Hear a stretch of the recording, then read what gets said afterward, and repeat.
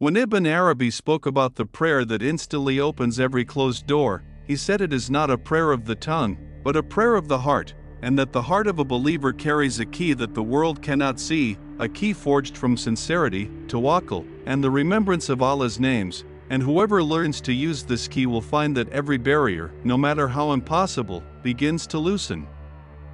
He said that when a person comes to a moment where all doors have shut, opportunities vanish, people disappear, support crumbles, paths collapse, that is when Allah is closest, because Allah is Al-Fatah, the opener, the one who can turn a dead end into a beginning, and the collapse of plans into the rise of destiny, and the prayer that unlocks every blocked path is the prayer where the heart returns to its owner completely. Ibn Arabi taught that when you say Ya Fatah, I trust you more than I trust my fear, more than I trust the world, more than I trust what my eyes see, something shifts in the unseen. Angels move. Roads rearrange. What was locked becomes loose, what was far becomes close, what was heavy becomes light.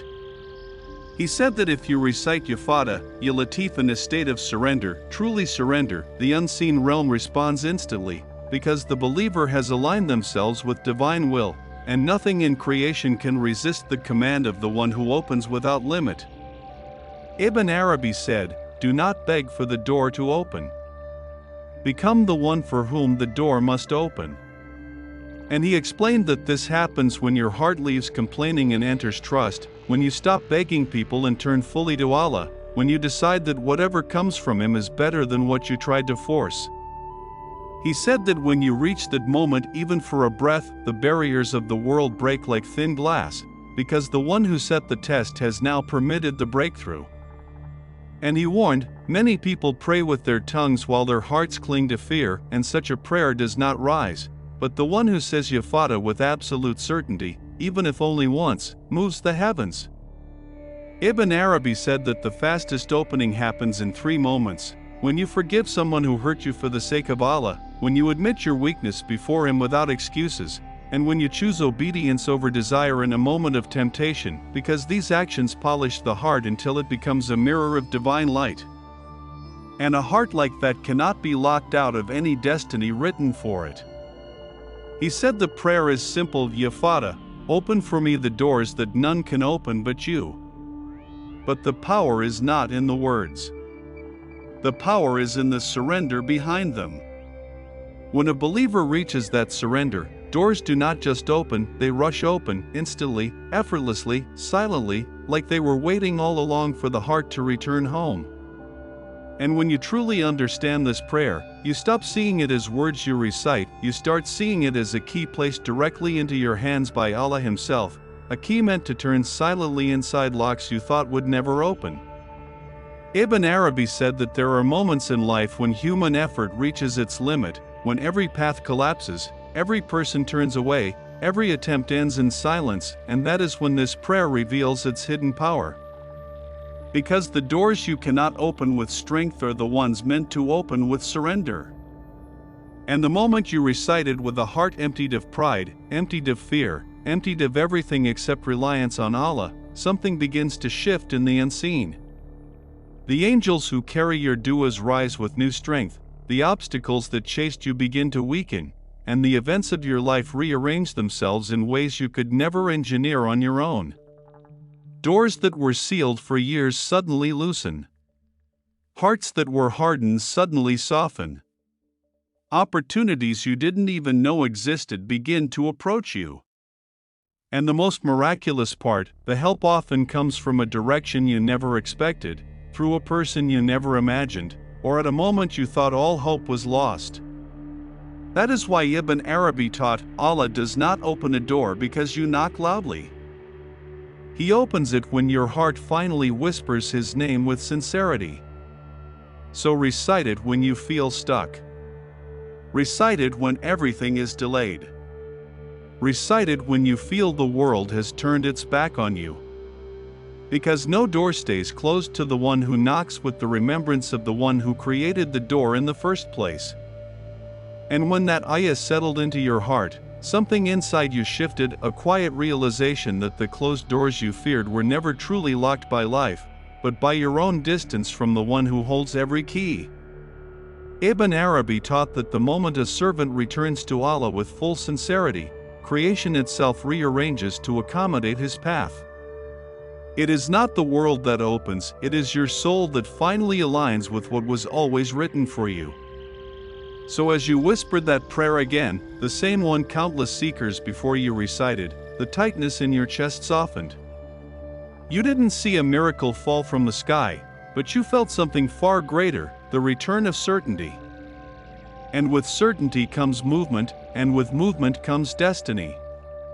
You notice signs appear quickly, a call you weren't expecting, an apology you thought would never come, an idea that suddenly made sense, a way out where moments ago there was only a wall.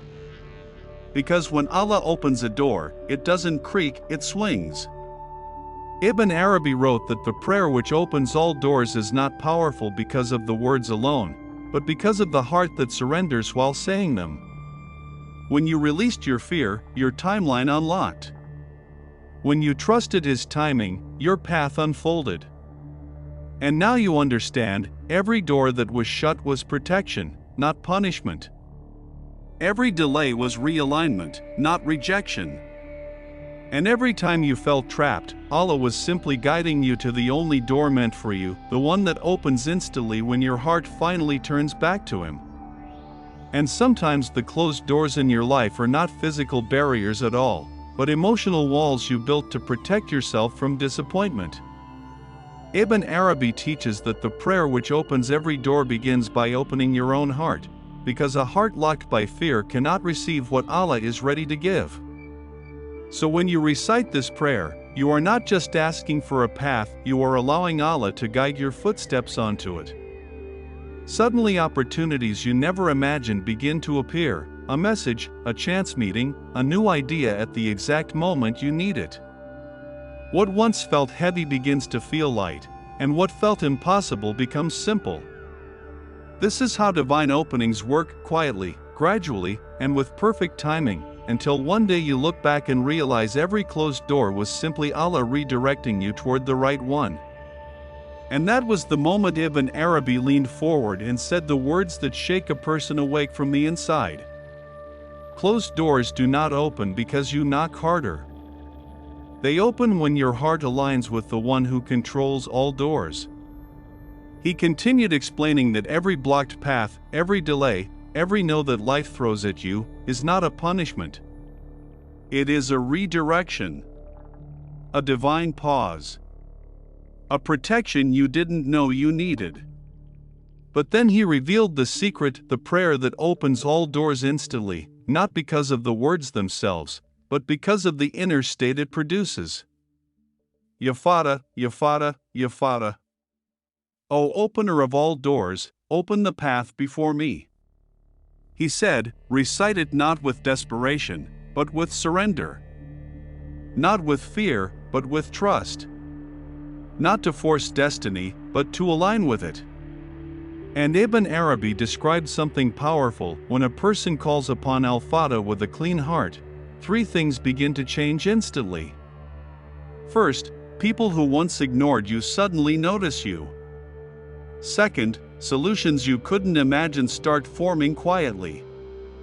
Third, the heaviness inside your chest lifts, as if something unseen has stepped aside. Your job is not to push the doors. Your job is to call the one who removes the locks.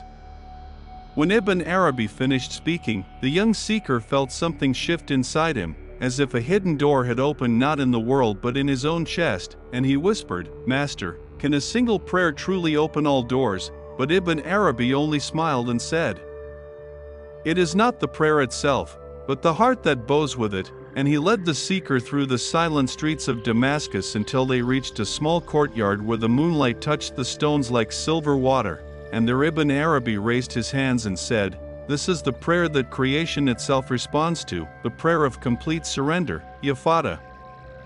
Ya Fatah.